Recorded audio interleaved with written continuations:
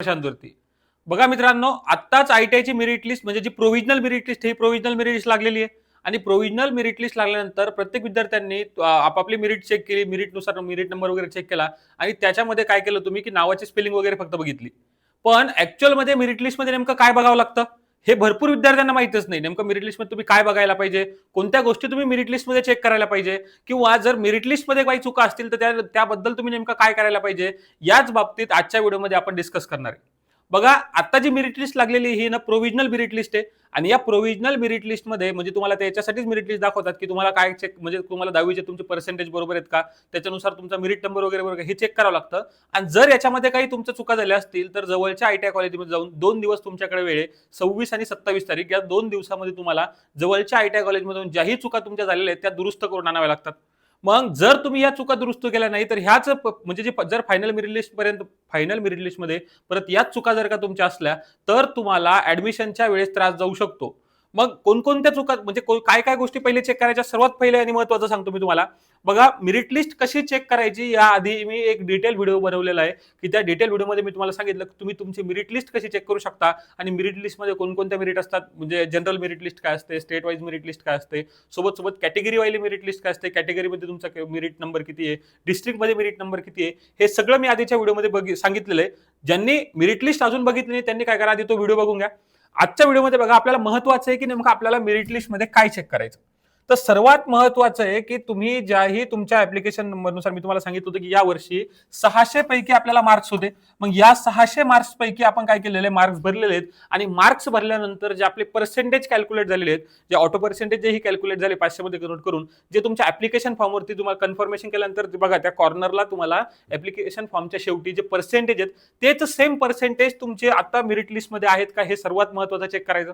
मग हे चेक केल्यानंतर आता बघा त्याच्यानंतर तुमचा मेरिट नंबर किती, आता हे बघा हे तुम्ही बदलू शकत नाही. तुमचा मेरिट नंबर किती आहे, तुमचा स्टेट मेरिट नंबर किती आहे, तुमचा जो कॅटेगरीचा मेरिट नंबर किती आहे, हे तुम्ही बदलू शकत नाही. पण जे गोष्टी आपण चेक करू शकतो, काय चेक करायला पाहिजे मी सांगितलं. सर्वात पहिले जेही तुमचे एसएससीचे जे मार्क्स आहेत ना, जे एसएससीचे मार्क आपण 600 पैकी अपलोड केले त्याचे पर्सेंटेज, ते पर्सेंटेज चेक करायचे. नंतर सर्वात महत्वाचं पॉईंट की पहिला त्याच्या काय तुमची कॅटेगरी बरोबर आहे का. कारण सांगतो मी तुम्हाला, जर तुमची कॅटेगरी चुकीची असेल किंवा कॅटेगरी तुमची दिसतच नसेल, जर तुम्हाला फक्त ओपन मेरिट लिस्ट फक्त ऑल स्टेट म्हणजे महाराष्ट्रामध्ये मेरिट नंबर किती आहे, डिस्ट्रिक्टमध्ये मेरिट नंबर किती हे दिसत असेल, तर याचा अर्थ समजून घ्यायचा की तुमचा जो फॉर्म आहे हा ओपन कॅटेगरी मधून गेलेला आहे. आणि ओपन म्हणजे जर तुमच्याकडे नॉन क्रिमिनल असेल, तुमचं कास्ट सर्टिफिकेट असेल आणि चुकीनं जर का तुमचा फॉर्म ओपन कॅटेगरीमध्ये गेला असेल तर म्हणजे तुम्हाला माहिती आहे का, तुमच्या कॅटेगरीचा लाभ घेता येणार नाही. त्याच्यामुळे तुमची कॅटेगरी योग्य आहे का, जी निवडलेली कॅटेगरी, पहिली गोष्ट कॅटेगरी मेरिट दिसत आहे का ते चेक करायचं. आणि त्याच्यानंतर कॅटेगरी मेरिट लिस्ट दिसल्यानंतर जी कॅटेगरी तिथं मेन्शन आहे मेरिट लिस्ट मध्ये, नॉन क्रिमिनल मध्ये किंवा त्या फॉर्म वरती, ती चेक करायची की ती कॅटेगरी जी तुम्ही फॉर्म भरताना दिली होती तीच कॅटेगरी आहे का.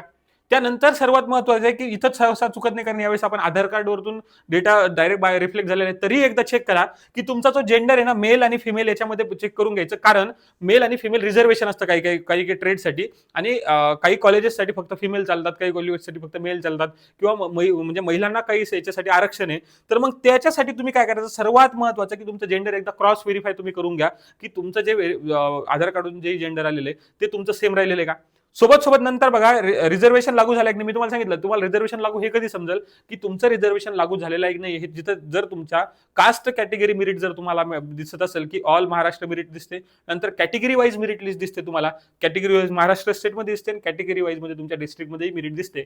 जर तुम्हाला ते दिसत असेल तर समजून घ्यायचं की तुमचं जेही तुमचं मेरिट बनलेलं आहे ते कॅटेगरीनुसार बनलेलं आहे. मग कॅटेगरी एकदा आपली व्हेरीफाय करून घ्यायची आणि कॅटेगरीसाठी लागणारे जे डॉक्युमेंट्स आहेत ते तयार ठेवायचे, म्हणजे जेणेकरून जर तुमचं त्या पर्टिक्युलर कॅटेगरीमधून जर का समोर ऍडमिशन झालं तर त्यावेळेस तुम्हाला काय करावं लागेल, कॅटेगरीचे जे डॉक्युमेंट्स असतील तुमचे, जसं तुमचं कास्ट सर्टिफिकेट असेल, त्यानंतर तुमचं नॉन क्रिमिनल असेल जर लागू असेल तर हे सगळे डॉक्युमेंट्स तुम्हाला दाखवावं लागतील.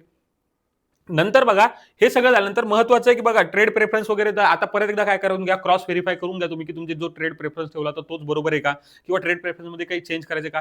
म्हणजे जर काहीही चेंजेस जर तुम्हाला करायचे असतील तर तुम्ही हे चेंजेस हे फक्त 27 तारखेपर्यंत करू शकता. एवढी गोष्ट लक्षात घ्या. एकदा फायनल मेरिट लिस्ट बनली तर फायनल मेरिट लिस्ट नंतर तुम्हाला कोणतेही चेंज करता येणार नाही. आता ज्याही विद्यार्थ्यांचा डाऊट होता की सर माझी date of birth Aadhaar card नुसार नव्हती, म्हणजे काही विद्यार्थ्यांचं असं होतं की आधार कार्डवर डेट ऑफ चुकीची होती आणि तीच सेम डेट ऑफ बर्थ तुमच्या ऍप्लिकेशन फॉर्मवरती आली होती. मग त्यांच्यासाठी सांगतो की त्यांनीही काय करायचं, जर डेट ऑफ बर्थ तुमची बदललेली नसेल, जर तुम्ही आधार कार्ड तुमचं व्हेरीफाय केलं होतं आणि आधार कार्ड आता तुम्ही अपडेट केलं, मी तुम्हाला तेव्हाही सांगितलं होतं तुम्ही आधार कार्ड काय करा, अपडेट करून घ्या. आणि अपडेट केल्यानंतर जरी तुमची ती डेट ऑफ बर्थ बदललेली नसेल, तर ज्याही विद्यार्थ्यांचा असा काही प्रॉब्लेम असेल, म्हणजे या सगळ्या मेरिट लिस्टमध्ये काही डाऊट असेल तुम्हाला किंवा काही प्रॉब्लेम असेल, काही चुकीचं वाटत असेल, तर सरळ सरळ ज्या कॉलेजमध्ये तुम्ही कन्फर्मेशन केलं त्या किंवा जवळच्या कोणत्याही आयटीआय कॉलेजमध्ये तुम्ही जायचं, म्हणजे जास्त ज्या कॉलेजमध्ये तुम्ही कन्फर्मेशन केलं की नाही त्या कॉलेजच्या कन्फर्मेशन जिथं म्हणजे मी परत एकदा सांगतो की ज्या कॉलेजमध्ये तुम्ही कन्फर्मेशन केलं तुमचं ऍप्लिकेशन फॉर्म, त्या कॉलेजमध्ये जायचं आणि तिथं त्यांना सांगायचं की सर आमचे हे मिस्टेक आहे, नावाची स्पेलिंग बदललेली आहे किंवा डेट ऑफ बर्थ आम्हाला डेट ऑफ बर्थ बदललेली आहे किंवा माझा कॅटेगरी पकडलेली आहे किंवा मला ओपन मधून फॉर्म आला, मला आता तो म्हणजे काय की माझी कॅटेगरी, तर मला कॅटेगरीमधून फॉर्म पाहिजे होता. या सगळ्याच्या सगळ्या चुका आयटीआय वाल्यांच्या 27 तारखेपर्यंत लक्षात आणून द्यायच्या आणि त्यांचं लक्षात आणून दिल्यानंतर ते काय करतील, तिथे चेंजेस करून घेतील आणि चेंजेस झाल्यानंतर ते चेंजेस तुमचे फायनल राहतील. आणि याच्यानंतरची जी महत्त्वाची स्टेप आहे की तुमचं काय होणार, आता इथून पुढे जी फायनल मेरिट लिस्ट नुसार जर बरोबर असेल, ज्या विद्यार्थ्यांचे बरोबर आहे त्यांना काही प्रॉब्लेम नाही, ज्यांचं चुकीचं असेल मग त्यांनी काय करायचं, करेक्शन करून घ्यायचे आणि त्यानंतर फक्त तुम्ही काय करणार, आता फायनल मेरिट लिस्टची वाट बघणार आहे. मग जशी फायनल मेरिट लिस्ट येणार, फायनल मेरिट लिस्टमध्ये सेम डेटा आहे का ते कन्फर्म करायचं. फायनल मेरिट लिस्टमध्ये कोणताही डेटा तुम्ही चेंज करू शकत नाही. त्यामुळे जेही तुम्हाला चेंजेस करायचे आहेत सर्व विद्यार्थ्यांना तेच परत एकदा तेच सांगतो मी की जेही तुम्हाला चेंजेस करायचे हे 27 तारखेपर्यंत चेंजेस करून घ्या, म्हणजे फायनल मेरिट लिस्ट लागायच्या आधी. या व्यतिरिक्त तुमचा काही डाऊट असेल, जर तुम्हाला काही प्रॉब्लेम असेल तुम्ही मला कमेंटमध्ये विचारू शकता. त्यासाठीच बघा सोबत या आयटीआय रिलेटेड जेही आयटीआय ऍडमिशन 2026 आपलं चालू आहे त्या रिलेटेड जर तुम्हाला अपडेट्स पाहिजे असतील तर मी व्हॉट्सअप चॅनलवरती एक स्पेशल आयटीआयच्या ऍडमिशनच्या अपडेट रिलेटेड आयटीआय ऍडमिशन 2026 नावाचा ग्रुप बनवलेला आहे. त्या ग्रुपला जर तुम्ही जॉईन नसतील तर त्या ग्रुपवरती जॉईन होऊन घ्या. म्हणजे ज्या गोष्टीवरती मी व्हिडिओ बनवू शकत नाही किंवा कधी कधी जे क्विक अपडेट द्यायचे राहतात किंवा काही मेसेज द्यायचा राहतो मी या ग्रुपवरती शेअर करत राहतो. सोबत तसंच माझा आयटीआय इन्स्ट्रक्टर प्रशांत नावानं टेलिग्रामला सुद्धा आयडी, या ग्रुपवरती मी जनरल आयटीआय रिलेटेड अपडेट देत असतो. तर या दोन्ही ग्रुपला तुम्ही काय करू शकता, जॉईन करू शकता. बघा आजच्या व्हिडिओमध्ये आपण एवढं सगळं बघितलं की नेमकं तुम्ही मेरिट लिस्टमध्ये कोणत्या चुका नाही करायला पाहिजे, चुका केल्या तर नेमक्या त्या तुम्हाला जर काही चुका असतील तर त्या नेमकं तुम्ही दुरुस्त कशा करायला पाहिजे हे सगळं आजच्या व्हिडिओमध्ये आपण डिस्कस केलं. या व्यतिरिक्त तुमचा कोणताही डाऊट असेल किंवा तुम्हाला एखाद्या कोणत्या टॉपिकवरती व्हिडिओ पाहिजे असेल, एखादी गोष्ट समजली नाही तर खाली तुम्ही मला कमेंट बॉक्समध्ये विचारा. सोबत तुम्ही मला त्या ग्रुपवर माझा जो नंबर आहे त्या नंबरवरती सुद्धा मेसेज करून विचारू शकता. तसंच जर याच्या व्यतिरिक्तही तुम्हाला रिप्लाय भेटला माझ्या इंस्टाग्राम चॅनलवरती आयटीआय इन्स्ट्रक्टर प्रशांत नावानं आयडी आहे, त्या आयडीवरती सुद्धा तुम्ही मला मेसेज करू शकता. हा व्हिडिओ जर तुम्हाला आवडला असेल त्या व्हिडिओला लाईक करा. असेच अजून कोणत्या टॉपिकवरती व्हिडिओ पाहिजे ते तुम्ही मला कमेंट बॉक्समध्ये सांगा आणि हा व्हिडिओ नक्की शेअर करा तुमच्या अशा मित्रांना जेही सध्या आयटीआयच्या ऍडमिशन प्रोसेसमध्ये आहेत आणि सोबत ते फक्त मेरिट लिस्ट बघून थांबलेले आहेत आणि त्यांना हेही समजू द्या की मेरिट लिस्टमध्ये त्यांनी कोणत्या चुका नाही करायला पाहिजे. धन्यवाद.